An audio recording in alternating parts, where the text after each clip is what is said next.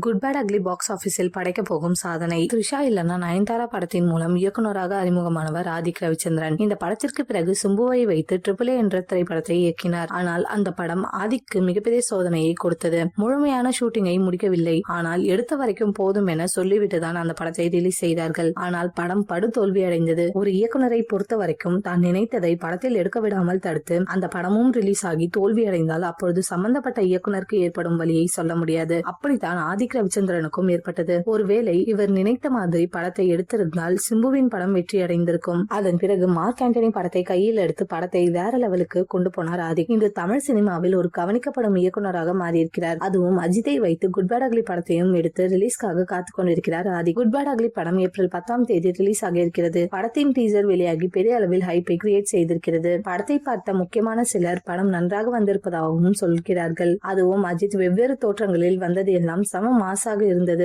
கண்டிப்பாக அந்த காட்சிகள் எல்லாம் திரையரங்கில் ரசிகர்களுக்கு விருந்தாக அமையும் என்பதில் எந்த ஒரு சந்தேகமும் இல்லை. குட் பேட் அக்லி திரைப்படத்தை தெலுங்கு தயாரிப்பு நிறுவனமான மைத்ரி மூவி மேக்கர்ஸ் தயாரிக்கிறார்கள். முதல் முறையாக இந்த தயாரிப்பு நிறுவனத்துடன் அஜித் கைகோர்த்துள்ளார். புஷ்பா 2 திரைப்படத்தை தொடர்ந்து மைத்ரி மூவி மேக்கர்ஸ் தயாரிப்பில் பிரம்மாண்ட பட்ஜெட்டில் உருவாகும் திரைப்படமும் இதுவே ஆகும். இப்படத்தின் பட்ஜெட் குறித்து தகவல் வெளியாகியுள்ளது. அதன்படி குட் பேட் அக்லி திரைப்படத்தை ரூபாய் 250 கோடி பட்ஜெட்டில் மைத்ரி மூவி மேக்கர்ஸ் தயாரித்துள்ளதாக சொல்லப்படுகிறது. மிகப்பெரிய பட்ஜெட் டீசர் மூலம் அதிகரித்துள்ள எதிர்பார்ப்பு. மேலும் தமிழகத்தில் 1000 திரையரங்கில் வெளியிடுவது, உலக அளவில் கிராண்ட் ரிலீஸ் அனைத்தையும் வைத்து பார்த்தால் கண்டிப்பாக இப்படம் ரூபாய் 500 கோடிக்கும் மேல் வசூலித்து சாதனை படைக்கும் என எதிர்பார்க்கப்படுகிறது. முதல் நாள் வசூலில் 100 கோடியை தாண்டும் என படக்குழு நம்பிக்கையுடன் காத்துக் கொண்டிருக்கின்றனர். குட் பேட் அக்லி திரைப்படம் அஜித் திரைப்பயணத்தில் முக்கிய இடத்தை பிடிக்க வாய்ப்புள்ளது. இந்த படத்தை பற்றி அஜித்தும் மாசாக பேசி வருகிறாராம். இதனால் ஆதிக் ரவிச்சந்திரனுடன் மீண்டும் அஜித் இணைய வாய்ப்பிருக்கிறது.